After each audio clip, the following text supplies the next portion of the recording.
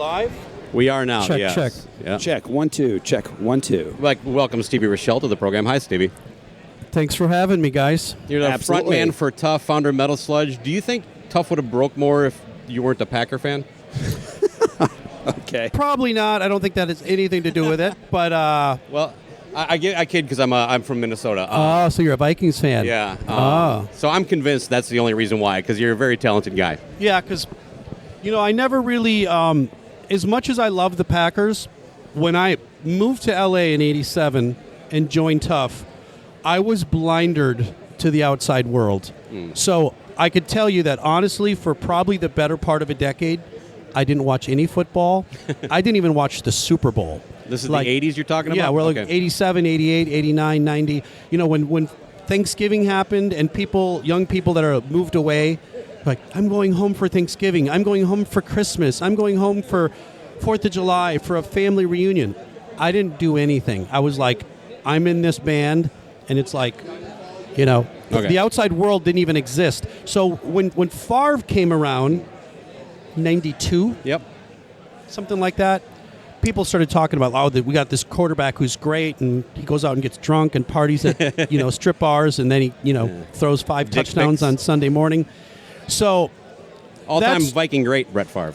yeah, I'll tell you this, and you're being funny, but I'll tell you what,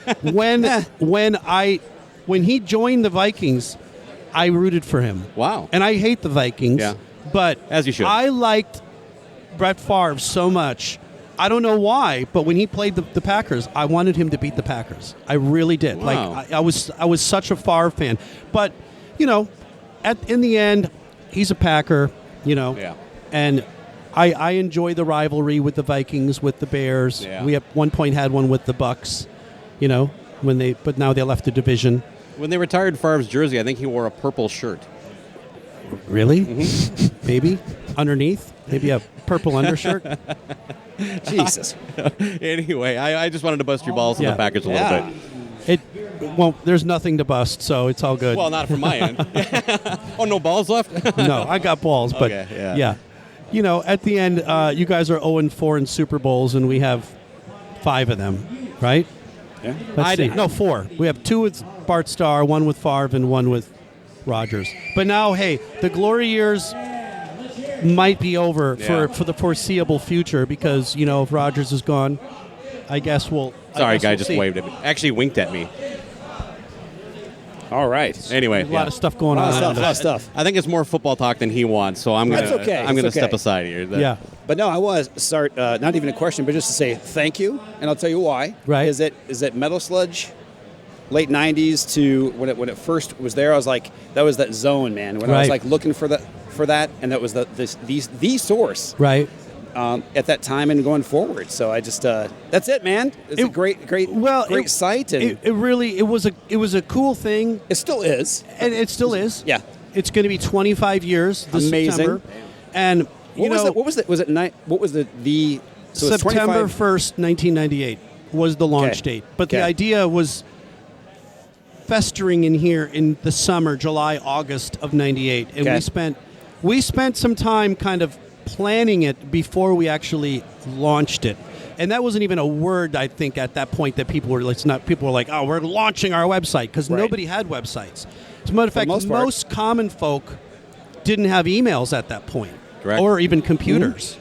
97, 98. Yeah. So obviously it was before the advent of social media. It was before any of those. Yep. And we just wanted to create some place where people that were on the internet, which also was in its infant stages, like if you like Sleazebees or Rhino Bucket or Kick Tracy, Yes. or King of the Hill, go here. Right. And because we're not going to talk just about what Metal Edge or Spin Magazine would occasionally give us the Rock Never Stops tour with Whitesnake, Poison, Winger, and Slaughter. Right. You'd get the same 4 to 6 bands that always got whatever press, Warrant, Poison, Winger, Slaughter, and we were like, Great White, we're like, there's more to us than that, meaning the whole era, Right. So we wanted to start digging deep and giving people an interview with the singer from Sleazebees.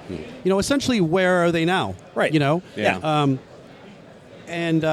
it was a cool time, you know, and it as much as you enjoyed it or anybody enjoyed it, I will tell you that myself and my then partner, Sean, we were enjoying it as well. Like, we would write stuff and we would be literally laughing ourselves. Well, that's the whole thing. It finally almost pissing our pants writing it. And then we'd be like, oh my God, this is amazing. And then we'd put it up and the reaction would be like, this is the fucking greatest thing I've ever seen. You know, it's making fun of what you love, right? 100%.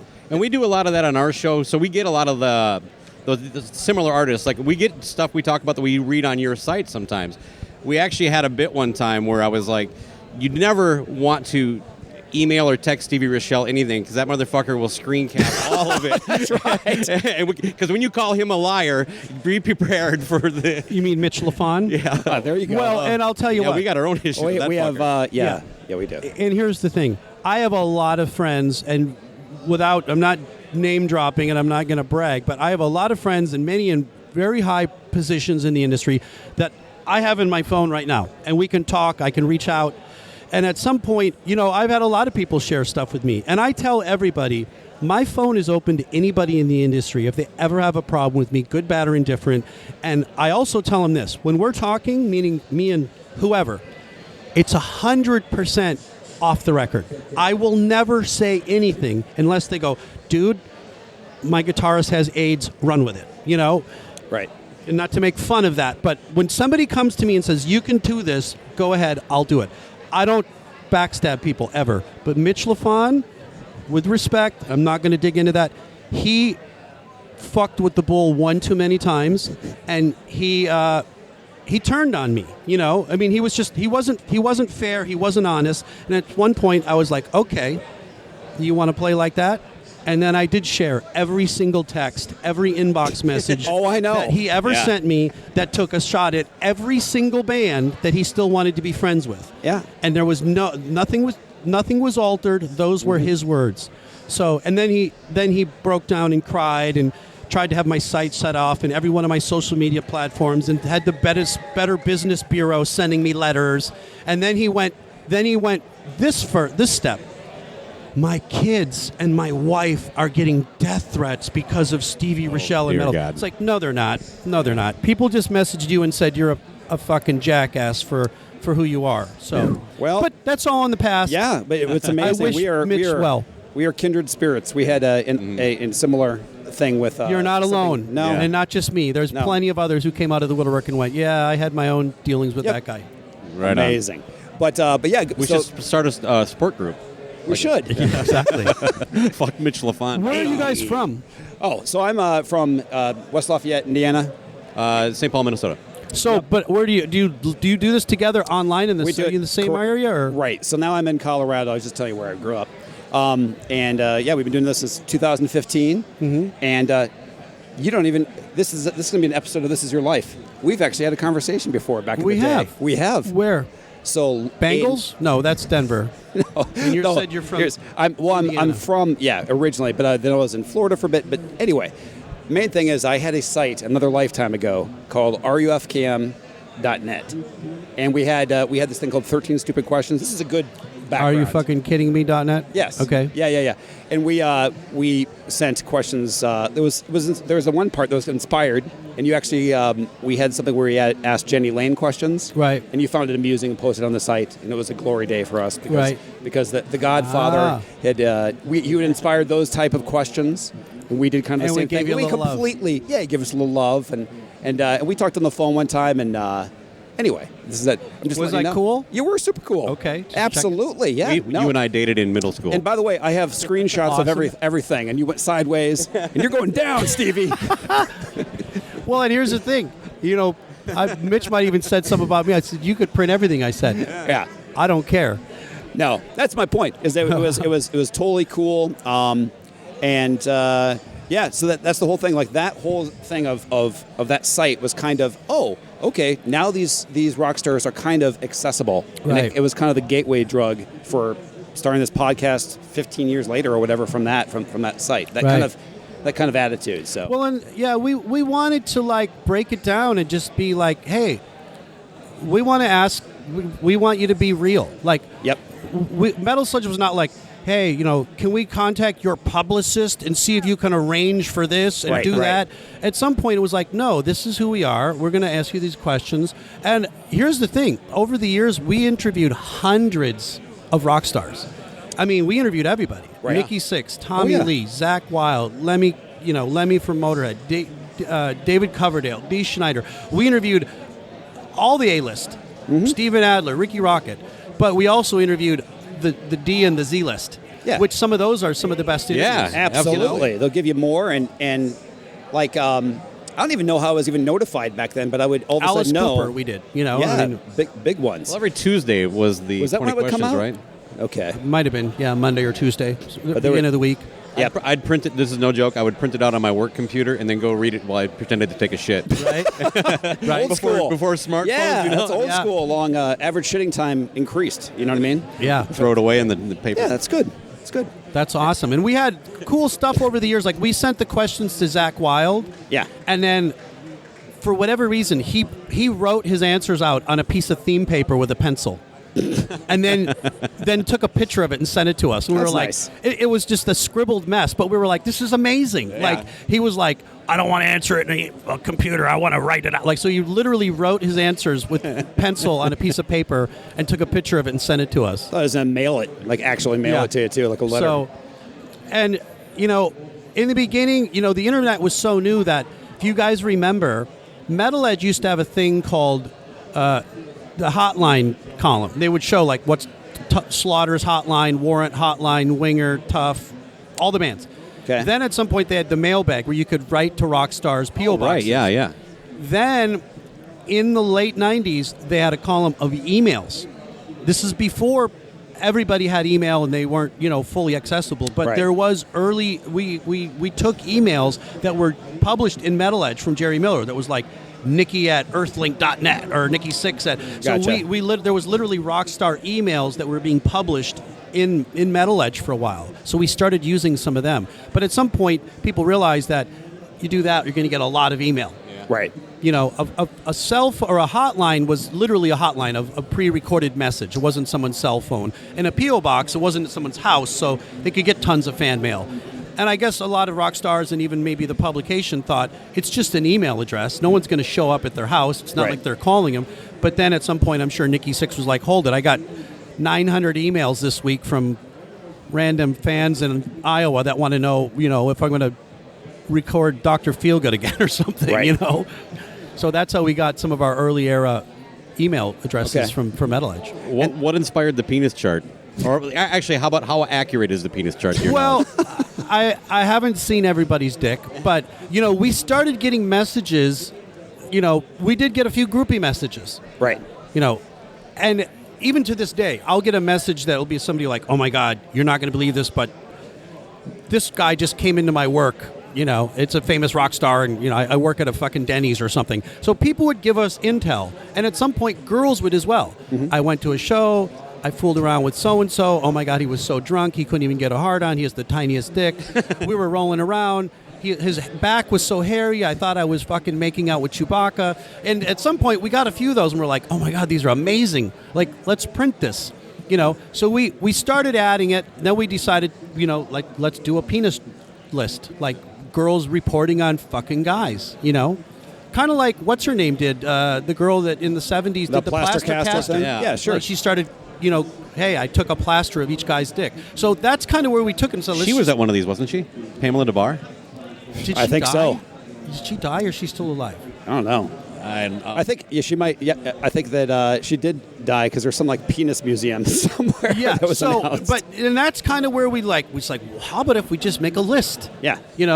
And of course, we never fabricated anything. We didn't make stuff up and then go, hey, so-and-so's got a tiny dick, and then the guy'd be like, dude, why are you saying that? That's not even true. Yeah, but how do you vet dick size? Well, we couldn't, Exactly. So, but like I have a corresponding. You have a couple sources. Yeah. Do you need at least 3 sources well, to and then disclose if you the dick? remember, there was a girl named Static Beth. Okay. Who did that doesn't ring a I bell? don't remember that one. Static Beth did a website. Soon after that, she took it to another level. She was taking pictures of guys' dicks, and Okay.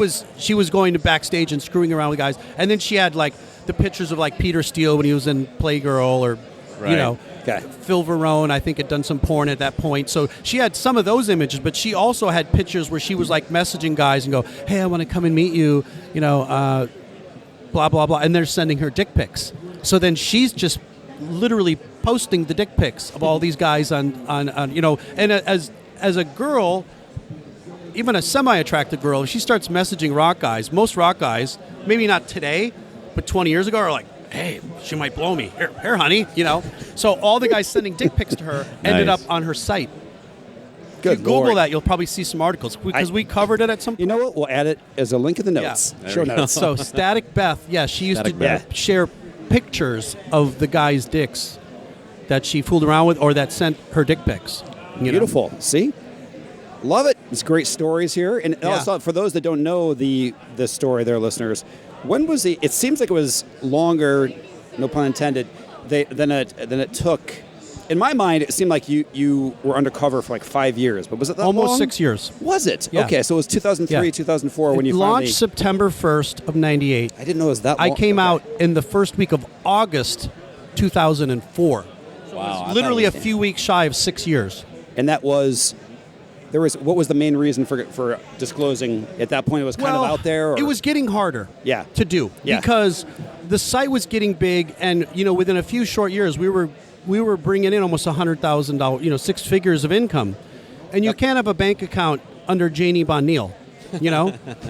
So at some point, Challenge accepted. when I did register the name, and we had a bank account, I registered it in not LA County, but I went to Riverside County. Because Okay. I thought if anybody would be looking in Los Angeles, because they thought, okay, this is an industry-based person, if they checked public records in LA County, it might pop up. So I went to Riverside County myself. Okay. I also registered the name Metal Sludge, METAL, second word SLVDGE. Now, a V is very much like a U, right? Yeah. So even if somebody wrote a check out for Metal Sludge, the bank teller's not going to go, that looks like a U, not a V. We're not going to. So I purposely misspelled the name when I registered it, so if somebody typed in Metal Sludge, it wouldn't come find up. it. You had Nice. to type a V instead of a U. Could you actually search down like public records online at that time? You have to go, you know what I'm saying? Possibly. Yeah, I mean, yeah. well, here's the thing. There's always somebody out there that's pretty smart. Sure. You know, Sure. you think you're hiding something, you think you're shifty, but at some point somebody's like doing some reverse internet search and like, I got your IP address, motherfucker. I know where you live. This is your house. This is your car. This is your wife. This is your Yeah. job. And you're like, I'm sorry, I didn't mean to say that about you. You know, so, but at some point, you know, there was money, there was opportunities, there was Right. things that were happening, and it was just getting harder. It was harder for me because I was still living in Los Angeles. My partner at the time, Sean, was from Michigan, but he was way under the board compared to me. I would go out, you know, after these articles would run, I'd go to a club, go to a show, Yeah. and everybody would be like, Referencing Did you it. see the Sludge? Did you see the Sludge interview today? Oh my God, it's hysterical. I'll be like, yeah, I'm getting a Red Bull. I'll be right back. Like, so people are talking about Yeah, it in a circle where I'm at a club, and I'm like, I'm trying to be like, oh my God, that was so funny, you know. Meanwhile, I helped orchestrate the whole thing, and Right. it was getting harder to try to carry a poker face. Fair enough. So I was Yeah. just like, and I didn't care what the repercussions were. At that point, my partner, I will say, I think he was kind of worried. What's going to happen? What if people don't like us? What if people are mad? What if people want to beat us up? And I'm like, come and take a swing. I don't even care, you know? Yeah. So I was like, I don't want to try to do this anymore. It was like Kiss wearing, you know, I compared it to Kiss wearing the makeup. At There some you point, go. like, do we have to put the makeup on? Do we have to continue to hide? Like, can we just fucking go out of the house without a fucking star on my face? Yeah. That is a pretty good run. Like that's the most I think you can pull it off, kind of. These Well, days. You know, and again- masked. Same with like, let's say you're like the lead singer of Ghost. Eventually, you have to, you know, reveal your face. 100%. Yeah, So- it was getting harder. So, like, again, it wasn't 1 or 2 years. It was almost 6 years. Right. And the internet was growing exponentially, Mm-hmm. you know? So doing something and saying, hi, you know, this is me, you know, you can do whatever. But at some point, the internet was growing in leaps and bounds, and more social media and more, you know, outlets. And it was just getting harder and harder to control. So I was like, let me just say who it is. Yeah. I'll take the good, bad, or the indifferent. There you go. And if so shifting to TUFF, I saw you at the Monsters of Rock cruise last year. Right. You want to just kind of tell, maybe you have a story or what your experience was on the boat? Because that was your first time. Did you see any dicks on there? Just my own. Okay. But no, that was actually our fourth. Is it? Okay, it was my first nice. time going. Yeah, we've been on 3 East Coast ones, and we did the West Coast one. Okay, that was. Yep. I also did the Packers Legends Cruise. Have you ever heard of these Ooh. cruises? Wow. It sounds horrible. Yeah. Well, it was. I know they have their own dating site. It's a very similar situation to the Monsters of Rock cruise, and I don't know who it is, but it's a former pro. I want to say he used to be a Steeler. Him and his friends or some business associates did a Steelers cruise, 10, 15 years ago, during like the Roethlisberger years, and they did a few cruises, and then I think San Francisco. Some fans or some many teams are doing this then. Yeah, okay. and then at some point the Packers had one. It was called the Packers Legends Cruise, and they came to us and said, "Would you be interested to perform?" And it was similar in the way that all the stars were old Packers, and some modern day. There was guys like Lynn Dickey was there, the quarterback. Yeah, you remember him, right? Yep. I liked Lynn Dickey. I was shocked. He's a big dude. Like fat, big, or tall? No, I mean like I'm 6 foot 210. He's like this with I was like handshake, and I was like, I thought he was a little skinny bitch. Like this dude's a monster. And he's like 65, right? Yeah. He's got to be at least 10 or 15 years older than us. But James Lofton hung out with him. A wide receiver. He was the guy that gave the finger to the fans in the end zone when they booed him because he dropped the touchdown pass. But then there was like, William Henderson. Who's the kicker that's on right now? Crosby? Crosby was on there. There was all kinds of like, some guys from the 70s and 80s, some guys from the 90s, a couple guys that were on the Super Bowl teams. And Did they have to double the amount of janitation staff they normally have, to clean up the puke and there was only... I never saw a fight on the Monsters of Rock cruise, but I did see a fight on the Packers cruise, but it wasn't the Packers group. Okay. What happens with these cruises is your company, whoever you are, Monsters of Rock cruise, whatever, gay cruise, whatever, you have to rent out that ship from Norwegian or Caribbean or whatever, and you have to guarantee them, we're going to sell 30,500 tickets or 1,000 rooms or 1,200 rooms. Right. If you can't sell them all, they'll sell you a part of the cruise. So the cruise that we went on, and what happened... This is the Packer one? Well, what I learned is this. I guess the Steelers tried to do it, and they took the whole ship on, but it didn't sell. Okay. So in other words, they had like 1,500 people on a capacity 3,500-person ship, and the promoters, whoever did that first Steelers cruise, lost their ass. So when the Packers decided to do it, they approached these cruise line, and the cruise line said, well, you can take a third of the ship. And the other third was like, I think it was like University of Southern Florida or something, and then there was another college. So when we went on our cruise, there was 3 groups. There was a Packer group of about 1,000 people. Then there was, maybe it was Alabama University was 1,000 people, the spring break. So it's all like senior college kids. And then there was another group from Florida, like, Florida State or something. Yeah. And then the way the cruise worked is there was like 5 nightclubs and a theater. So on the first day from noon to 6, the Packers got to use that theater. From 7 to midnight, Alabama got to use that theater. And you had to have different wristbands. Like all the green wristbands were good for all the Packer events. If you had a maroon wristband, it was good for all the Alabama events. So we had 1,000 fat, overweight Packer fans, right, all between the ages of 40 and 60. Cutting in line in the buffet. And then you have like 1,000 hot college girls that are like 19 and 20 years old and their boyfriends. Yeah. And everybody's like, why are all these Packer people on here?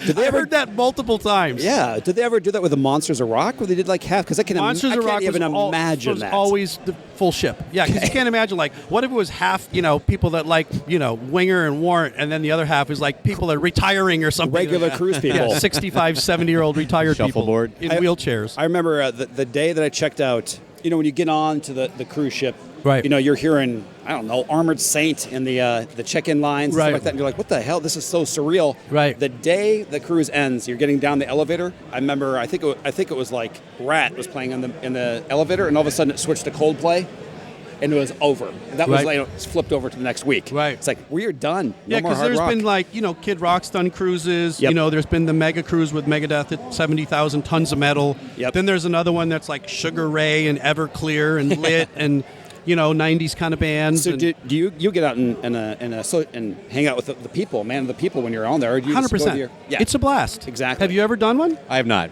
They're great. Yeah. I had a blast every time we did it. That's good. And the Cheesehead one. I'm going to do the was Packer one though if they do it again. You So, should. Yeah. Only if it's a half rental. It was fun. It was Yeah. fun. All Packer fans, and of course, we're the Cheesehead thing. We, kind of the musical sound of the Packers from the '90s. So Sure. we performed a few shows and did the meet and greets, and Yeah. Less fruit was picked out of the buffet and more towards the. probably not a lot of good diet by some of those people, but Sure. again, it was a great time. Why be so All the- judgmental? all the cruises were great. Jeez. All the cruises were great. Always had fun. That's cool.